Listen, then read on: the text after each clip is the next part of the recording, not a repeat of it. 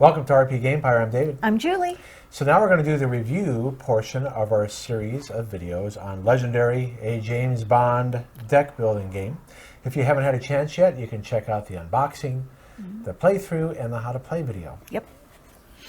So I'm a big fan of the Legendary series by Upper Deck, and I have most of the sets, the major sets, missing the most recent Marvel ones from this year and from last year. But in our game library, we have a whole shelf just dedicated to Legendary games. We do. And so we were excited to try this one out. So let's do the overview. Okay. Ready? All right, so it's thematic. It's 1 to 5 players. You can play this solo. It takes about 45 minutes, ages 14 and up. It's a cooperative game deck building, even though it says bag and pull building. That's what Board Game Geek calls it. And it's by Upper Deck Entertainment. Well, you know, I did consulting, remember that one time for Upper Deck? Yeah, I do. It was pretty cool. Yeah. So I did that for a few months back in the day. About 14 years ago, I think Back it in was. the day. Anyway, so we're going to, Julie will come up with we come up with 5 reasons, positives, negatives, neutrals, and then we give our rating based on the Board Game Geek rating. This is correct. All right, so Julie. Yes, sir. You go first. Alrighty then. I found it to be a fun theme. I am not a huge 007 person, but I did enjoy this very much. I thought the pictures were really cool. Just, you know, especially since we used the Sean Connery one, the 60s vibe and everything. Very nice. The decisions are very engaging. I mean, you have to really think about what you're going to buy or not buy, who you're going to kill off, who you're not going to kill off. It's kind of fun. It can be frustrating sometimes, especially if you watch our playthrough. At one point I had like 4 wounds in a row and didn't even do anything, all because a stupid guy Odd job wouldn't was move. beating you up. Yeah, no, he was moving. Oh, he was moving, but too much. He was being a real pain in the what. Well, that's because we got that one character, May. I won't say her last name. Oh yes. And she caused a whole bunch of things to happen. Yeah, she was a real pain in the butt too. And last but not least, what I found difficult were that the card effects are very challenging to play. And if it wasn't for this wonderful man right here, I would not be able to play this game because I have a really hard time understanding how one thing's supposed to make another thing work, and you do this or this. So I help her The out only with thing that. I got that was a piece of cake was when I could draw a card, and I didn't have to have anything special to do it. I could do that really easy. After that, it was very confusing. So what Julie's referring to, in case you don't know, let me show you on this camera here. So you'll see, for instance, that you have classes. This is the Instinct class, the Wolverine clause, and you have to play a card before that with that Instinct to get that effect, which is hard to see here. It doesn't have to be the same card. I just happen to have that card. Just like, for instance, you would have to have... I have more stuff over here. Yeah, let me... Oh, those are the victory point cards, honey. Oh. Well, the point... Oh, here you go. Here's a better example. So if I would have played this first, this class here, this is the covert class, then I could use this card to trigger this effect, which will make it do additional damage. It's really having trouble focusing. See, guys, it's for someone with my little mushiness of a brain sometimes really confusing. But if you've played Legendary before, you'll have no problems. But for someone like me who doesn't hardly ever play this, like my 3rd time ever playing, it's... No, you've played about 5 times. The point is, that's the hardest part with you with this is the classes, triggering other classes. Absolutely. Deck building games like Clank is easier for you. So this is a one difficulty level higher. Yeah. Smash Up, I don't think you'd be able to handle it all. No, the boys even told me, don't even think about it. Because Smash Up, what makes Smash Up hard is that not only do you have to worry about triggering effects and figuring out which cards to play in order, but then you got to worry about the bases and keeping track of which bases you got to do stuff. And there's 4 bases, depending on how many people you're playing with. No thanks. There's just too many things. She would have a very difficult time with I'd that end game. up crying. So that's a deck smash game where you combine 2 decks. So it's kind of, but the point is, No. this is why Pass. Julie needs help with games like this, because it requires a lot of planning what card to play first, then second. Yeah. All right, so then I'll go over now. Your turn. So yes, plus thematic. It's great that if you're into James Bond, you're going to love this game. If you're not into James Bond, you're probably not going to want to get it. I'm not a huge James Bond fan, but I enjoyed it. But yeah, but you've seen a lot of the movies. There might be some people that have never seen James Bond at all. I mean, True. There's kids that I teach that have never seen the Star Wars movies. Wow. Or even the Star Trek movies. So just because we've seen them doesn't mean the you're newest right. generation has. You're right. So semi-cooperative is fine. I was happy to help each other. I don't mind losing when whoever has the most victory points. I'm glad Julie won. Because I know I was one turn away from beating her. Yeah, he was. She defeated the last mastermind before me. Because my agent was way better than his Well, agent. I actually had a better deck. You just got to him before I did. I got really lucky. So I like the fact that this version, you have missions that if they get off the assignment track, which I'll show you here. So missions, if this mission were to get off the assignment track right here, and based on the scheme here, if we got to the 5th danger level, by the way, this die does not come with the game. It's copper finger instead of gold finger. We would lose. So if 5 missions come off, I think that's cool. Something else is that the deck setup.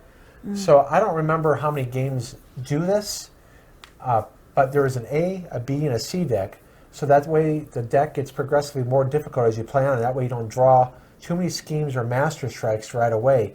As you know, in the Marvel version, depending on how you shuffle up the villain deck, you can get really messed over if you, depending on how you get unlucky in the way the deck's drawn. So this was a really good idea to have it progressively get more difficult and spread out the missions, just like the movie. That's one reason why they did it too. Oh. Because the missions will happen in order pretty much in the movie. Oh, okay. Okay. So whether or not they did it for to make it easier, I think they did it for both. One, to make it easier and also follow somewhat of the plot structure in the movie. Sure. So the next thing is, it may be too difficult if unlucky. So despite the 3 decks, if you, for instance, in the hero deck here is when you see us do the playthrough, and I'll go over how to play. We lost the first time we played because we drew too many of these extra cards out of the hero deck, and every time an extra card is drawn, Goldfinger gets stronger. And for us, he got up to strength 9 very early in the game. So it would have been maybe good as well, effective as well, if they also could have had you split those up. But, it is what it is. All right, so Julie, get the dog, please. I will. This is why we have her inside. Well, you can keep talking. All right, so Julie's going to get the dog while I go over the next thing. All right, so artwork, I'm a neutral on. Some people don't like the screen grabs. I think they're a nice resolution, and often they're really cool screen grabs. I think they're cool. But sometimes the screen grabs are just kind of mediocre, and I don't really care for it. Why? So What do you mean mediocre? well, for instance, Yeah. that's a blue background. Right. Well, that's a blue background. That's PG, and that's Tilly. Right. They're similar. That's a good and I point. kind of have a hard time. I'd have to look really carefully because they're both blondes. That's a and who's good who. point. In fact, because of the 60s clothing, I almost feel like she's wearing the top for that skirt. You know what it is? I think it's because, see how that symbol matches? Yeah. Because look at this PG is green background. You're right. It does match. But anyways, even the art, they look like the same girl. Like, No, they you're should right. Look really carefully. Yep. So, I mean, it That's is a what good it is. point. Sometimes they're really cool. Sometimes they're kind of like, but that could be with drawn artwork as well. So I know that's a good point. some people are going to have a problem with that. Now, the biggest thing that you should keep in mind, caution. Yeah. This is difficult to learn for the casual gamer. This is not the easiest legendary to learn because the way the rule book is written, as a legendary player, I can get through this no problem. All right, because I play legendary. Oh, sure. If I think someone bought this who haven't played many deck builders or haven't played a legendary game before, they're going to have to watch a how to play video. Oh. And that's why we make these videos. But I've already heard on the forums that some people have a hard time setting up the game. Really? Yeah. Oh, gosh. So just realize if I'm an alpha gamer, I've been playing games since I was 5. I'm a game designer. I've been a publisher, and I'm getting my PhD in this area. Not You a get problem. around. Not a problem. Okay, but I'm not the typical gamer. No. Julie would not have been able to get through this, even Nope. though she's played thousands of games as well. But he has read like 90% of those Right. rules and taught me how to play them. So that's only caution. If you're a legendary player, like I said, you have no problem getting through this rule book. Yeah. Okay. I even said that. But I just worry about someone who says, "Oh, cool! I want to play my first deck builder. And I'm going to get James Bond," Yeah. and they probably will get frustrated. So really, I'm surprised Upper Deck doesn't have a code here to show people to play their own how to play video that Upper Deck is prepared. Oh. You know how some rule books we get say, watch this video first. I'll put it right on the front with I've never noticed. with a code here. Oh, yes, you have shown me the code. Yes, So I'm yes. surprised they haven't done that, because out of all the Upper Deck games, I think this one has the greatest potential to bring in non-gamers. Sure. There's a lot of guys that are my age and older that are in their 50s, 60s that might be like, "Oh, what is this? I'm going Sure. to check this out." I mean, there's some huge James Bond fans that are older than us, Absolutely. but who haven't played games like this. That's Now, a good maybe they point. might be war gamers. Wouldn't this be the same? Well, it depends. I don't know. Would a war gamer who's played a lot of hex and chit games, like Squad Leader, Watch your mouth. that played Squad Leader, would they be successful at learning a deck building? I've game? never played Squad Leader, I don't so know. I don't know. I don't know. It'd be interesting to find out. That would be like an experiment if I had nothing better to do with my time. I take a sample of people, give them the rule book, and watch to see what happens. take some gamers that love James Bond, have only played Monopoly and Sorry and Bingo, and see how they do. Pokemon Yahtzee? Yeah, and then take some who have played war games but never played a deck builder, see how they do Yeah. with this rule book. Again, I'm okay with the rule book, but like I said, I'm used to Legendary, so Oh, I my can't. goodness. I just know, like I said, a casual gamer might struggle with this. You're probably right, honey. All right, so let's see our rating. Okay, we use the BGG rating system, too. Right. So I give it a 6.5 right now, and you say what, 6. Julie? 6. So we'll play in the mood, and I think we both would agree on this, What's up?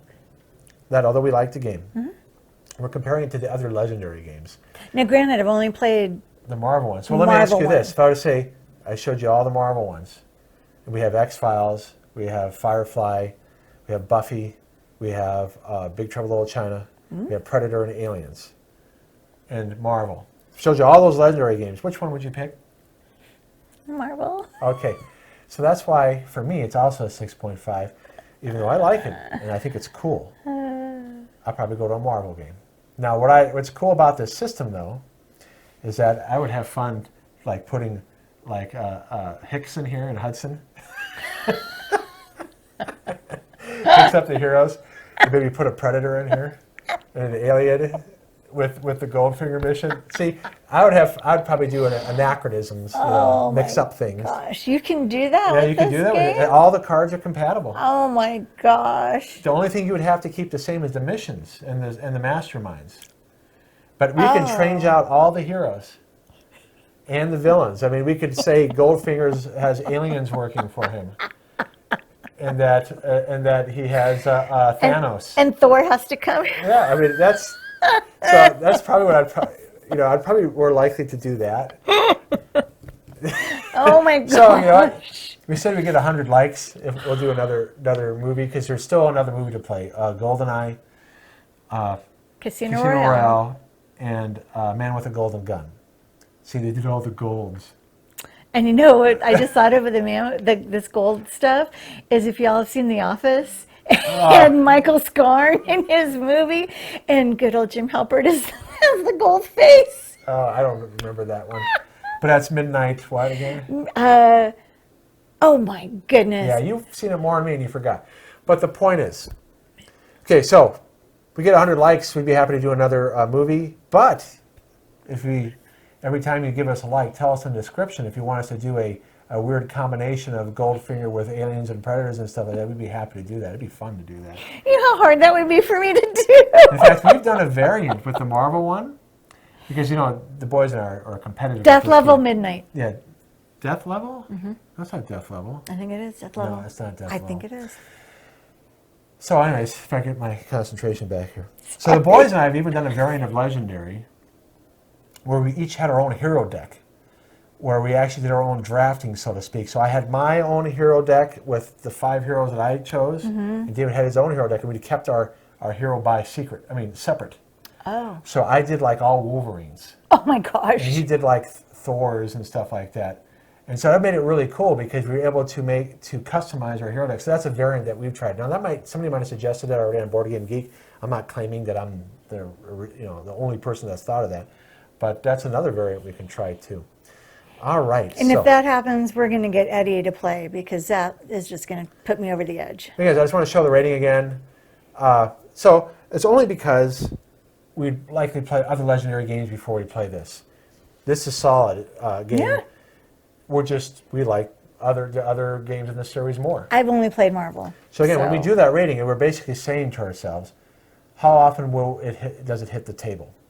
So when we did our Clank review, that's a 10 for me because I'll choose that deck builder over other deck builders and play that all the time. I'd play that over this. Right, that's why it's a higher rating. You rated that an 8. So that's how we do our ratings. It's based on how often we're going to play it, how often it's going to hit the table. And if it did drop below 5, basically we're putting it up for sale at a convention when they do swap meets. Yeah. Or I put it up for sale on Board Game Geek Marketplace. And so this is definitely one we're going to keep. Yeah. All right. So again, give us 100 likes. Tell us which version of Legendary you want us to play. We'd be happy to do that, a combo or another movie. And be sure to check out our How to Play video and our playthrough and the unboxing. I'm David, and this is rpgamepire. I'm Julie, and please don't forget to tell your friends and to subscribe and like. Bye. Bye-bye.